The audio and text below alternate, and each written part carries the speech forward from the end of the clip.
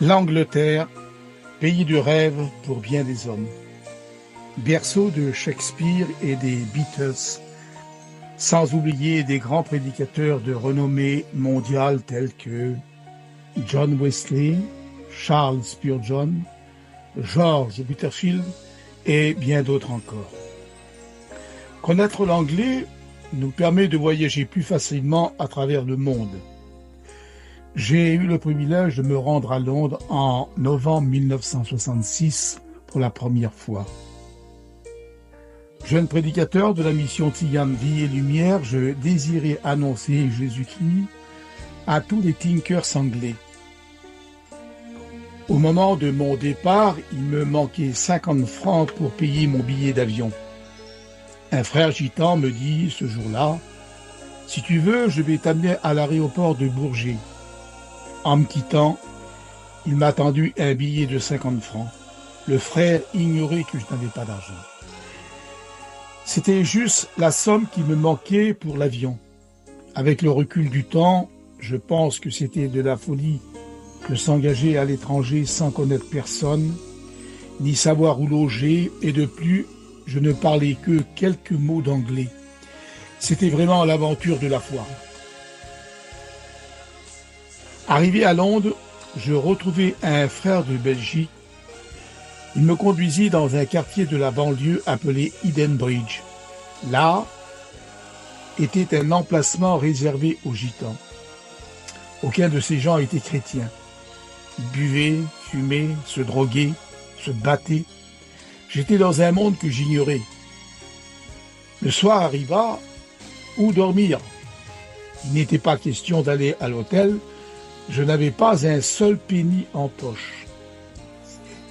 Il y avait sur la place une vieille voiture qui servait pratiquement plus.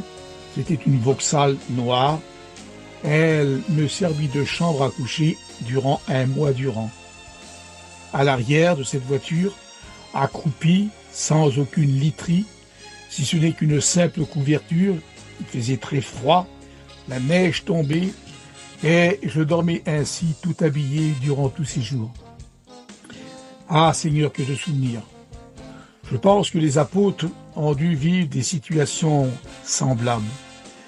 Malgré tous ces inconvénients, nous avons rendu témoignage de la parole de Dieu à tous ces gens qui étaient notre peuple et surtout qui ne connaissaient pas le Seigneur. Beaucoup vivaient dans la détresse. 4 semaines plus tard, nous étions le 20 décembre, je voulais rentrer chez moi à Paris. Noël approchait, ma femme de 23 ans et nos 6 enfants attendaient mon retour avec impatience. J'appelais en France, en PCV, et le trésorier de notre mission pour qu'il m'envoie 130 francs pour payer mon billet de retour. Malheureusement, il m'a dit qu'il n'avait pas d'argent et qu'il fallait que je me débrouille tout seul. C'était pas facile. Avec le frère belge, nous sommes allés dans la forêt et nous avons cueilli du houx à boules rouges. J'ai fait avec ça des petits bouquets de ces feuilles et je les vendais dans les rues de Bromley dans le Kent, 1 shilling. J'ai ainsi pu rentrer chez moi où m'attendait un triste Noël. Les enfants avaient attrapé la rougeole et le moteur de ma 404 Peugeot avait cassé par suite du gel. L'année suivante, j'y suis retourné, mais cette fois-ci avec ma caravane. C'était pendant les grandes grèves de 1968 à Paris. Je me souviens, un matin, ma femme m'a dit « Nous n'avons plus rien à donner à manger aux enfants. Qu'est-ce qu'on va faire ?» Je suis parti, marchant dans les bois en priant Dieu de nous secourir. Un canard colvert atterrit à quelques mètres de moi. Je le voyais déjà rôti dans la marmite, mais comment attraper l'animal?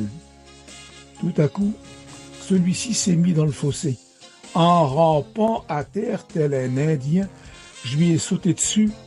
Elle criait « Couin, couin, couin » et moi je disais « Gloire à Dieu, merci Seigneur ». J'avais dans mes mains notre dîner. De retour triomphant, je montrai à ma femme ma volaille et elle me montra, elle, 2 très gros brochets que des pêcheurs lui avaient donnés.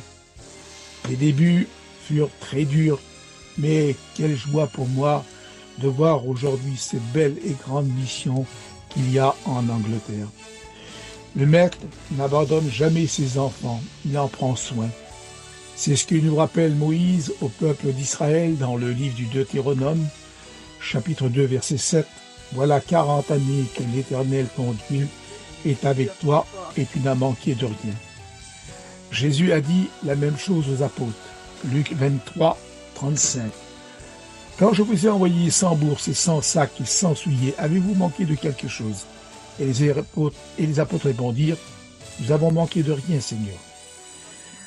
Jeunes pasteurs, étudiants, allez à la conquête des âmes, l'Angleterre a besoin de vous.